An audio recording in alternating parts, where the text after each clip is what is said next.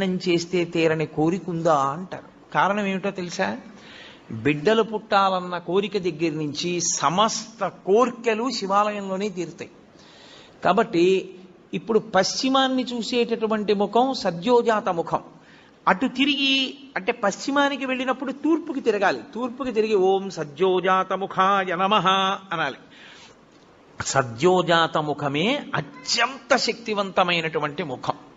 ఇప్పుడు సద్యోజాతాన్ని దాటి మళ్ళీ వెనక్కి వెళ్ళడం ప్రదక్షిణ విధి పక్కన పెట్టండి. మీరు అది దాటితే ఉత్తర దిక్కుకు వస్తారు. ఉత్తర దిక్కుకు వచ్చినప్పుడు మళ్ళీ శివాలయం గోడకి ఎదురుగుండా నిలబడాలి. నిలబడి ఓం వామదేవాయ నమః అనాలి. వామదేవుడు అంటే ఎవరు అన్నది శివమహాపురాణం చెప్పింది. ఏమ్మా పిల్లని కాసేపు బయటికి తీసుకెళ్ళకూడదా?